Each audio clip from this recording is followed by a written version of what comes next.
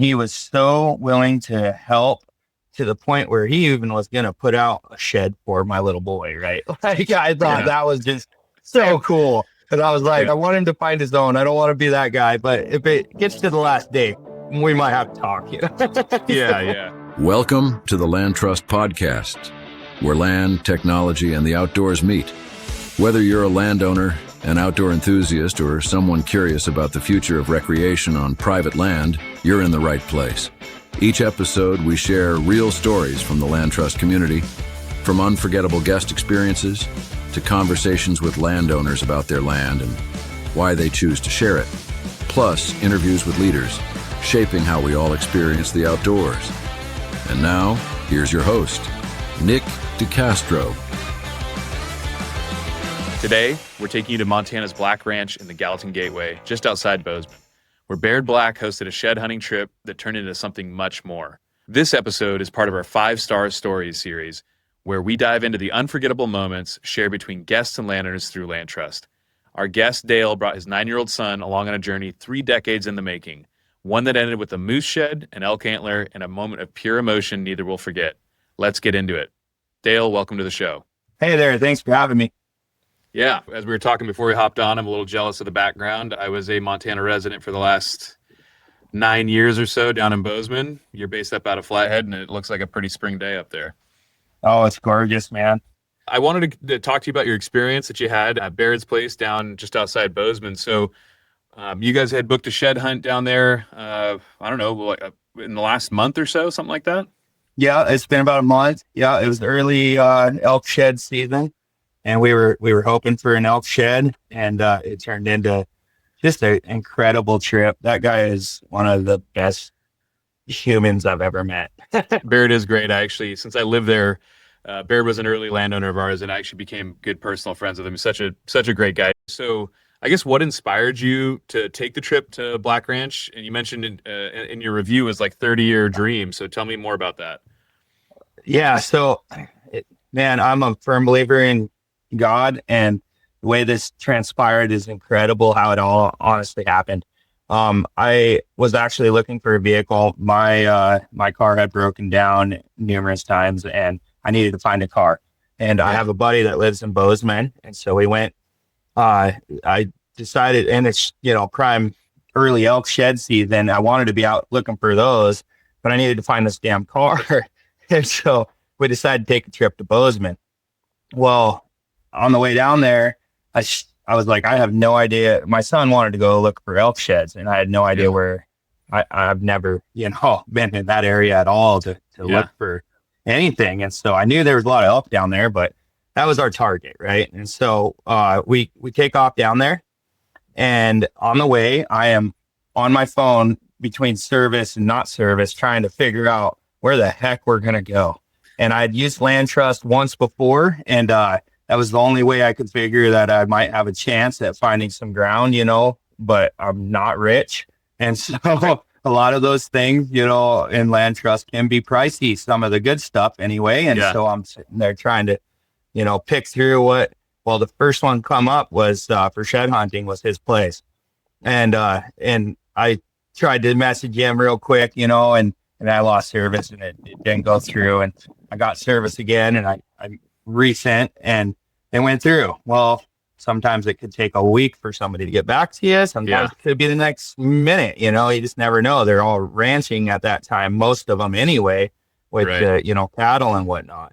And so we get into Bozeman, and that night, I want to say it was, that guy got back a hold of me, and he tells me all about his place and what it would cost and this and that. And I'm like, okay. I was like, well, it's out of my price range, but I don't really remember exactly what was all said, but I told him, I appreciate it, but I brought some goodies with, and if you are willing to do a little horse trade, I would love to, make something happen. And he goes, yeah, he's like, well, what can you afford? And so that ended up transpiring into a friendship. Between me and him, he was the most down to earth guy, like I said, and we worked out a deal, and he ended up just putting me on some ground that I've that honestly was only 30 minutes from my buddy's place, which I couldn't believe because I had no idea where this place was. Yeah, so, no, it's right there in town. I mean, you've been there. Yeah. The property's unbelievable. You look down in the valley, it's amazing. Yep, I got some awesome pictures from up on top. But yeah, so Cedar was real excited. The next morning we go and we head out and he was so willing to help to the point where he even was going to put out a shed for my little boy, right? Like, I thought that was just so cool. And I was like, I want to find my own, man. Like I want him to find his own. I don't want to be that guy. But if it gets to the last day, we might have to talk, Yeah. But yeah, so anyway, man, this story is a long story. You want to hear the whole thing? This is what we're here for. Yeah, this is podcast, man. I was going to say, walk us through the day. Like, so you got us to, Bayard going back, you made your booking. So walk us through your day. What were you guys feeling that morning? Okay, so we get up in the morning, and we're just super excited. And I couldn't get out the door fast enough, right? I got my 9-year-old, and I'm like, "Do you have your boots?" "Oh no, I don't." "Where's your boots?" Like, "Oh, we're going hiking for a full day. I just paid money to do this. We're gonna do this." And anyway, we got him squared away. We get out there, and I didn't know where to go. I'm like, "Where should I start? This place is huge." And he actually answered me, which was incredible too. And he goes, "Here's my personal cell. Just park there and head east, and okay, so we're heading east, and we don't find nothing for like a couple hours, and we're heading up into the mountain, and this is incredible. It's beautiful. It's a great day. We're all hopeful, but you know how it is. You just never know. Still hunting, right? Exactly. And it's just an adventure, and I'm just happy to be there. Anyway, we get up there. My son, he wants to go do his own thing, go through his, so he's off doing his thing, and I get up and I find some elk. I spot them, and I'm like, "Oh, there's a chance, there's some elk at least." And I call him over. Cedar comes over, and we're sitting there just checking these elk out, and I get a little video of the elk, and I see a couple little raghorns packing, and I'm like, "Okay, well, there could be a nice one laying here somewhere. You just never know." And so we continue on to the elk, and my Cedar splits off again, and 30 minutes went by. I end up on top of this hill. He comes up, and he's dying all of a sudden, right? Like he's just he's so tired. Yeah. And it's and he was just full of piss and vinegar there for 30 minutes earlier, and now he's just dying. And I'm like, "What happened?" And what it was is he was just bummed out. He hadn't found nothing, the patience of a 9-year-old. And so I'm like, "Bud," I was like, "I just spotted these elk. Check them out," and that got him motivated. And so he goes, "Let's go get them," and I'm like, "Well, let's not spook those ones." I was like, "Let's go up above them and look down on them and see if there's anything laying there, and just let those ones, Anyway, so we go on and I give him the little speech, of course. "You got to do this, buddy. You got to do this. You're stronger than you think, and give him a pep talk. From that, and from there, this kid amazed me, man, beyond belief. I don't know how, but he dug deep, and I told him that. I said, "You got to dig deep." He dug real deep, and we put on another 7 miles after that, which is incredible. Wow! And there was some snow on the ground, right? There was. We had to go through a north-facing slope, and the north-facing slope, to me, was to my knees. To him, was his waist, and he was trying to, And at this point, we hadn't found anything, right? And well, that's not true. Okay, so we ended up glassing up the first shed, and that was his first elk shed. He glassed it up. That was his first elk shed he had ever found. And that was his goal, right? And so when we glassed it up, he started tearing up. I got a little video of it, and he was so happy. And then we had to go through that north slope, and to get to it. And halfway through that north slope, I go, "Are you sure you don't want to just leave it?" Because he's just buried in snow, soaking wet, And he's like, I would never leave it. He's like, I don't care what we got to do to get that thing. And I was like, that's my boy, you know? There you go. Yeah. Proud moment. Yeah. And so we continued to push. We got over to the dry side where it was way easier. He ran down to get that shed, and I started videoing, and it was just amazing watching him. You could just see he fell to his knees, and I ran over there, and he looks at me with his teary eyes, and he's just crying with tears of joy, you know. And it was just a little old raghorn, but it made his life, you know. Yeah. But that's amazing, man. It really was. And as we went through that snow, it was like something so hard for him to overcome that and be able to push through that and then have that reward at the end. I think really is going to go a long ways in his life with the, you know, just with his anything in life, right? Like you push through and you get the reward. And I think it's going to go a long ways. It's just a learning experience for us both, I guess, to watch him overcome something that I didn't think he was going to be able to do. That's amazing. I mean, yeah, these are lifelong memories. And, you know, it's one of the things that we love, everyone that works here. It's just like, we know we're a part of that. And I know our landowners, like, you know, I talk about Bayard too. I mean, I actually got to interview him, and yeah, just being able to be part of those kinds of moments. That's a lifelong memory that you'll never forget. He's never going to forget. And it's just cool to be a small piece of that, you know? It is. And maybe this podcast and watching this will definitely put into perspective what it meant to have a yes, you know, to be able to get that permission, to be able, because I mean, if you got enough money, you can almost buy any of that stuff. Yeah. But you can't buy those memories that are made of your son, you know? That's right. Yeah. No, for sure. So you didn't just find that. You found something else. God, that's right. Yep. So that meant more than what I found in 30 years. I have looked for a moose paddle. Yeah. And so on the way to get this elk shed, as we're going through the snow,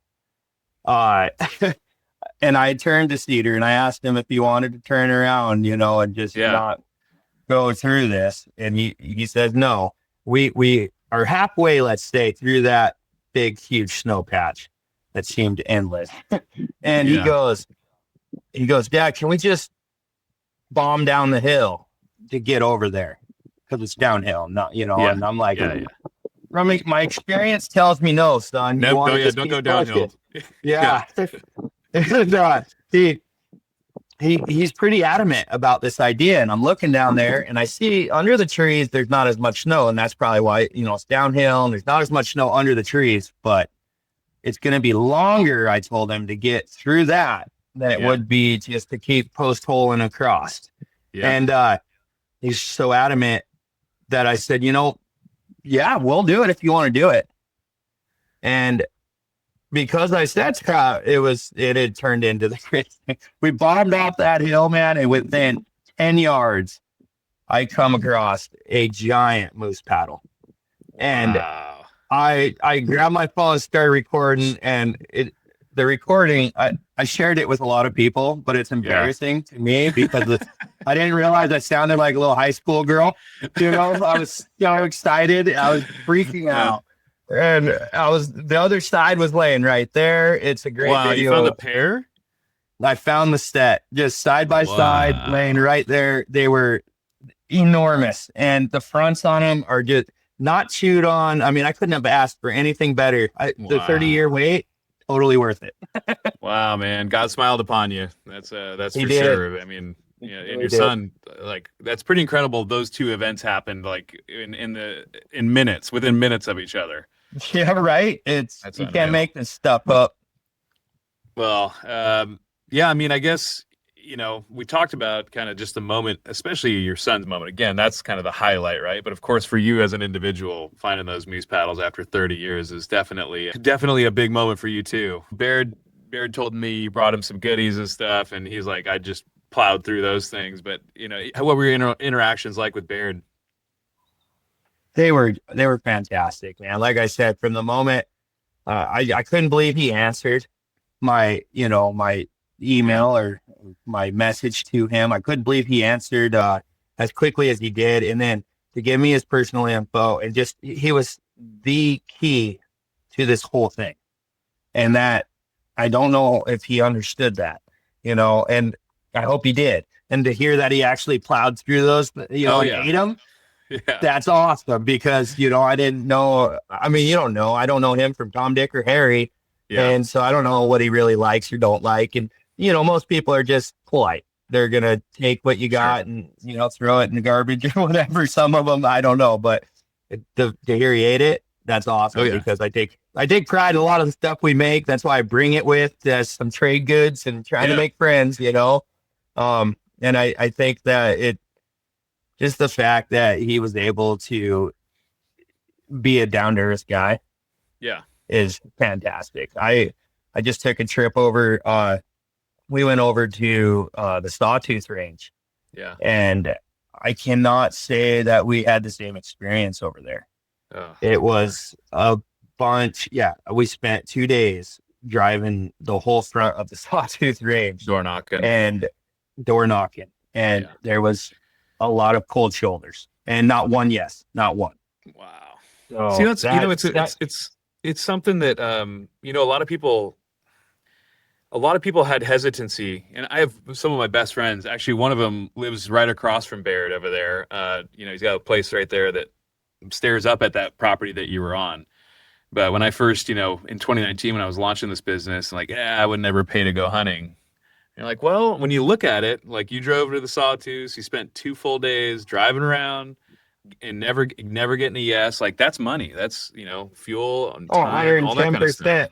Yeah. So, from a money perspective, we're always paying to go hunting. It just is what it is. And to go to one place, have that connection with the landowner, you absolutely know you can go. They're super helpful. Almost all of our landowners will take a lot of pride in showing you their place and telling you how it works and all that. Like, yes, there was money transacted there, but realistically, again, 2 days of driving nonstop and nose and the deflation that I've been there. I mean, that's why I started the company, frankly.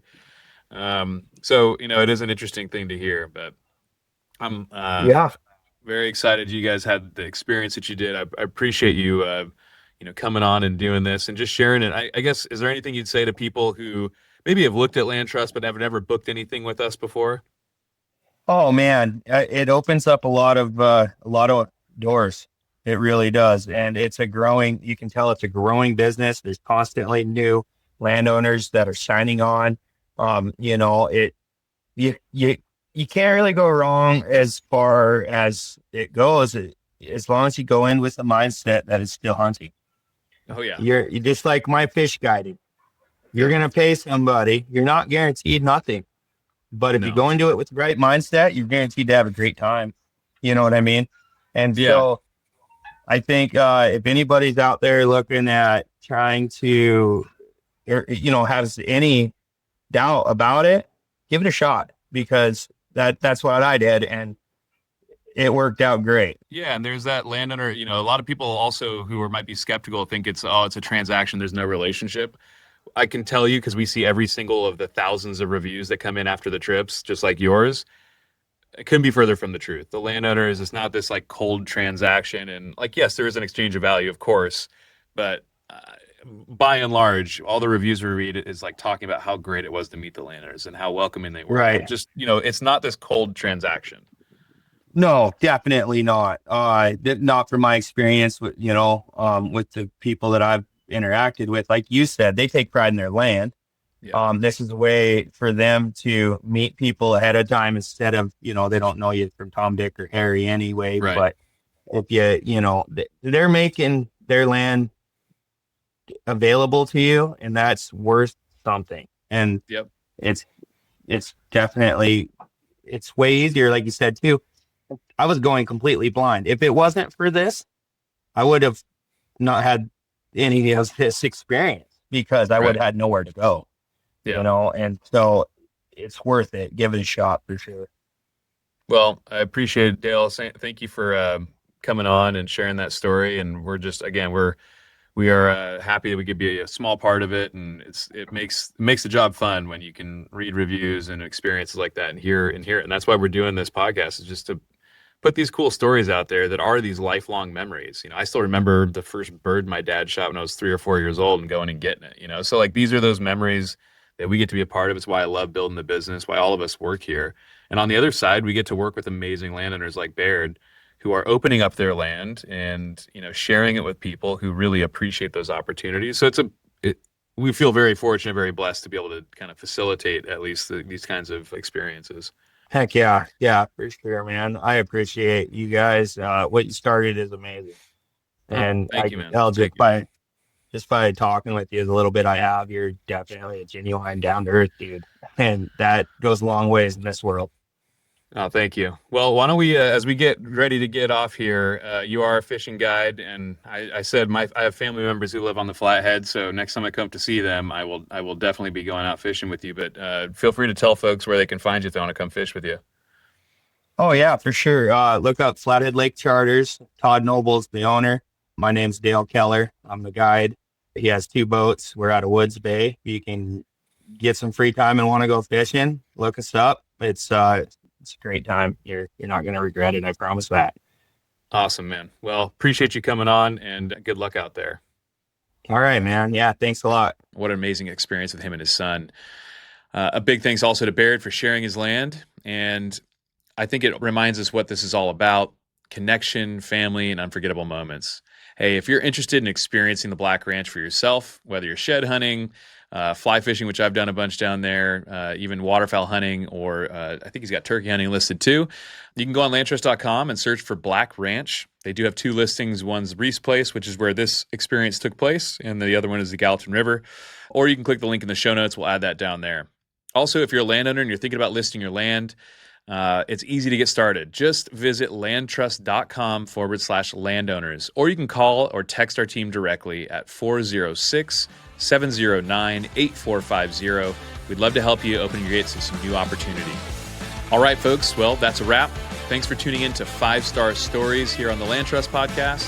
And remember, if you're looking for your next great outdoor experience, you know where to find it, landtrust.com.